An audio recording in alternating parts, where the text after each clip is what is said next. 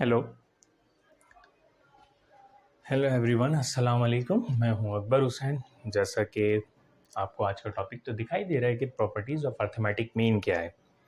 देखिए, मीन तो आप सबको पता है कि कुछ नंबर्स हैं, उन सब का सम कर लीजिए और फिर उसके बाद जितने वो नंबर्स हैं उनसे उसे डिवाइड करा दीजिए, तो वो मीन कहलाता है। जैसे हम सपोज कर लें कि ये आपके पास कुछ नंबर्स हैं इस तरह से कि वो x है, आपके पास 2 है, फिर उसके बाद आपके पास 4 है, 6 है, 2 4 6 8 और फिर उसके बाद 10। ये आपके पास जो है कुछ नंबर्स हैं, इन सब का आप सम कर लीजिए और फिर क्या करें, उसे डिवाइड करा दीजिए। ठीक है, इन सब का सम कितना है आपको पता है कि इन सब का सम जो है वो कितना है, 30 है। 30 को आप क्या करेंगे, 6 से डिवाइड करा देंगे। 30 डिवाइड बाई 6, तो ये आपके पास 6 आ गया। 5 है, 5 से डिवाइड करा दीजिए, तो ये आपके पास कितना आ गया, 6 आ गया।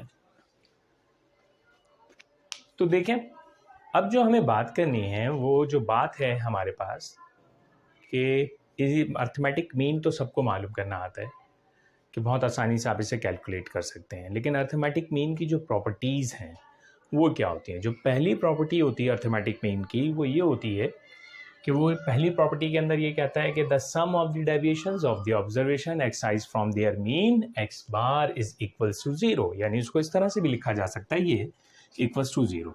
देखें क्या कह रहा है, इसको पढ़ेंगे किस तरीके से कि the sum of the deviations, minus का मतलब क्या होता है, डेविएशन होता है। The sum of the deviation of x i's from their mean is equals to zero.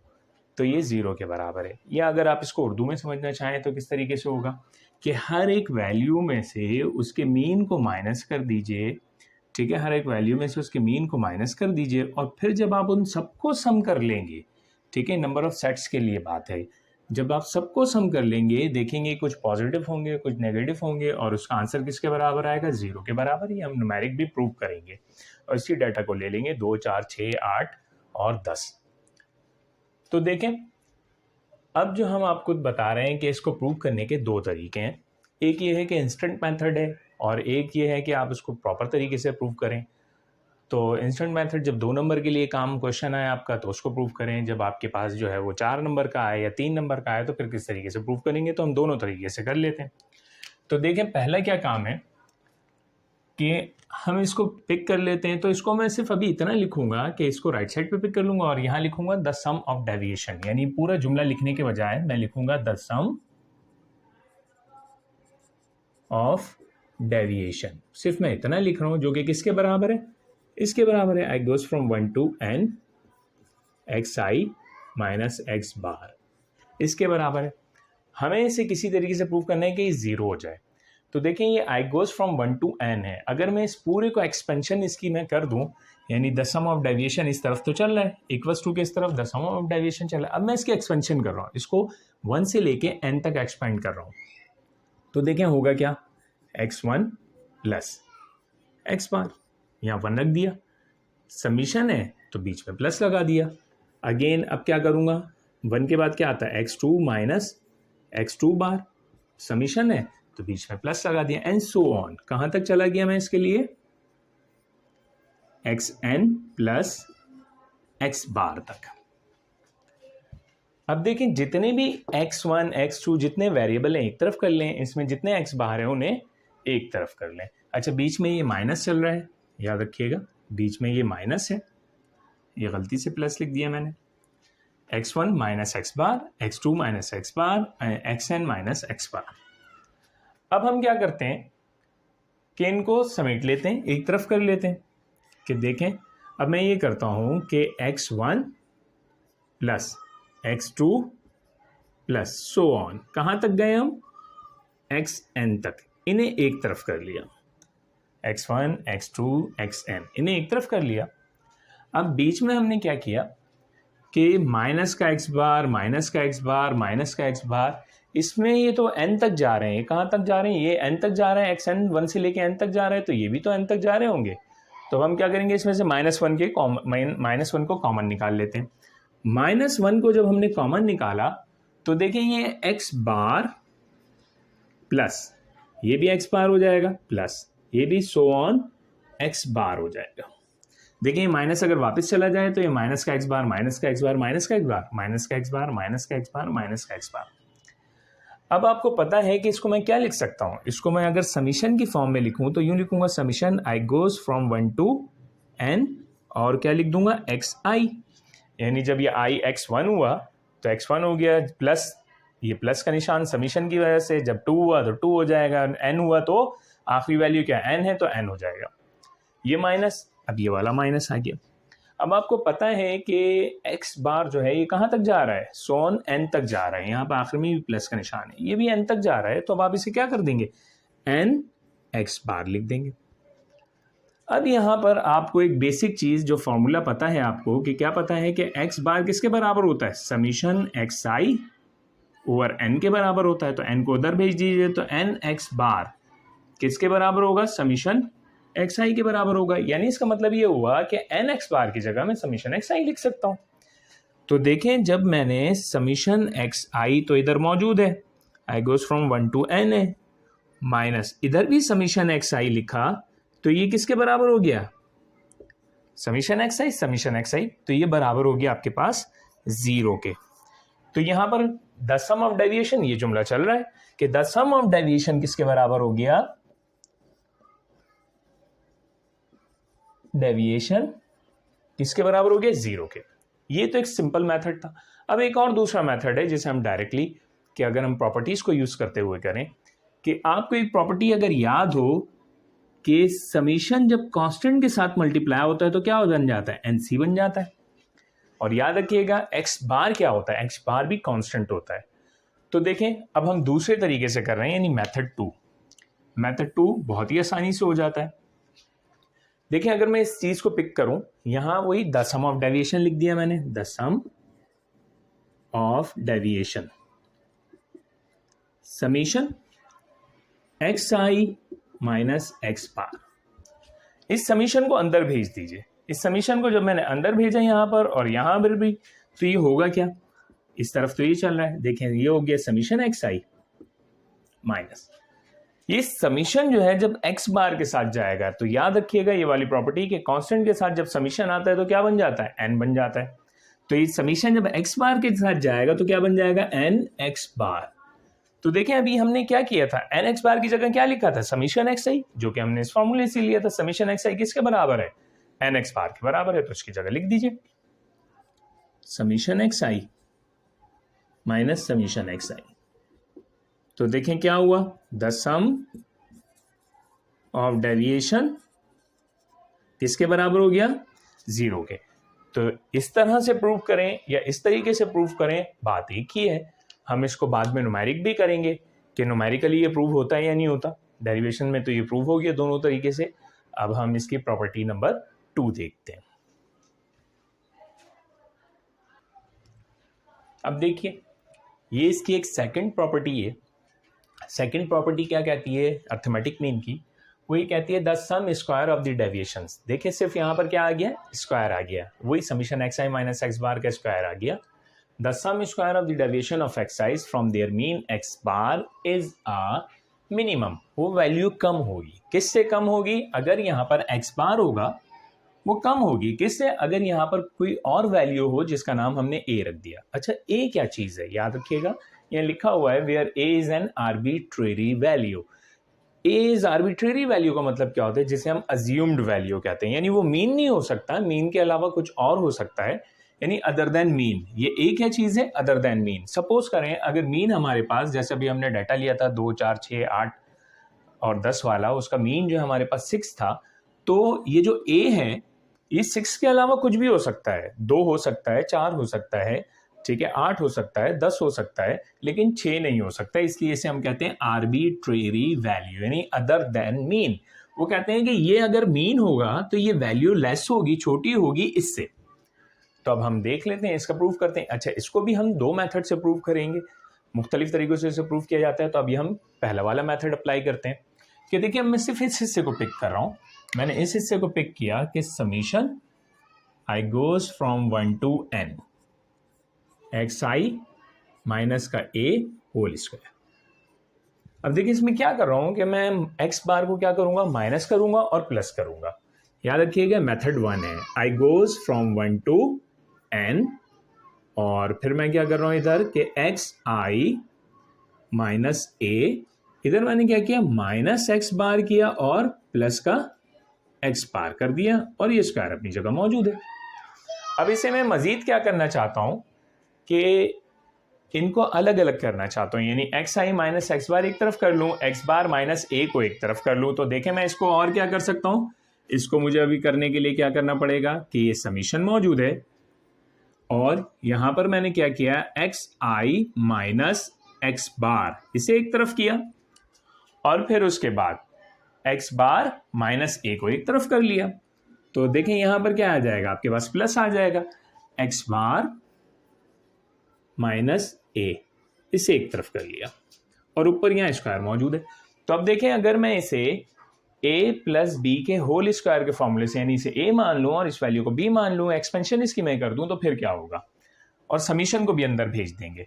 तो देखें अब हमने क्या किया, यहां पर तो है आपके पास summation I goes from 1 to n x I minus A का होल स्क्वायर। अब हमने क्या किया, इसे होल स्क्वायर के फॉर्मूले से खोला और समीशन को भी अंदर भेज दिया। तो देखें ये हुआ समीशन एक्स आई माइनस एक्स बार, इसका ए का होल स्क्वायर हो गया और समीशन को भी अंदर भेज दिया। फिर उसके बाद क्या होगा भाई, प्लस 2ab, तो यहां पे आपने 2 लिखा, समीशन अंदर भेज दिया आपने ab एक्स आई माइनस एक्स बार, और क्या हो जाएगा एक्स बार माइनस ए, ये हो गया। अब क्या आएगा, प्लस बी का स्क्वायर, अब आपने प्लस बी का स्क्वायर लिख दिया, समीशन एक्स बार और माइनस ए इसका स्क्वायर हो गया।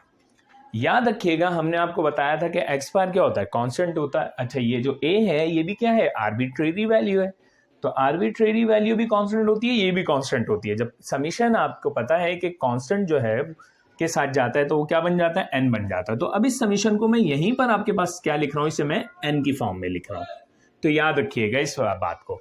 अच्छा अब दूसरी बात आपको क्या याद रखनी है कि हमने एक प्रॉपर्टी अभी जो पहली प्रॉपर्टी प्रूफ की थी कि समीशन एक्स आई माइनस एक्स बार, अगर इसके ऊपर स्क्वायर नहीं है तो ये किसके बराबर होती है, 0 के बराबर होती है।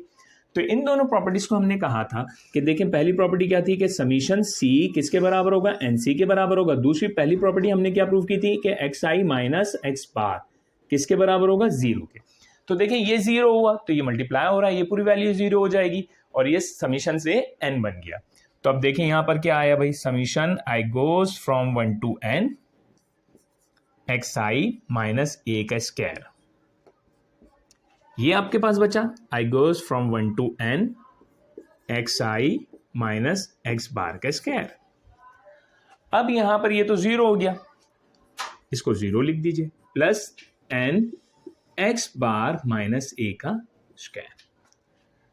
अब आपको एक बात दिखाई दे रही है कि ये दो वैल्यूज मिलके, यानी इसके साथ जब ये सम होती है तो ये फिर बराबर होती है इसके। अगर मैं इसको हटा दूं, यानी ये जो आपके पास ये दिखाई दे रहा है, अगर मैं इसको हटा दूं यानी ओमिट कर दिया मैंने, तो क्या होगा, ये वैल्यू जो है ये खुद पे खुद इससे बड़ी हो जाएगी, यानी ये दो वैल्यू मिलकर इसके बराबर हो रही है। अगर इनमें से किसी एक वैल्यू को हटा दिया तो ये जो है वो क्या हो जाएगी, छोटी हो जाएगी इससे। तो अब देखें मैं इसको इस तरह से लिख सकता हूं, summation I goes from 1 to n x I minus A का स्क्वायर।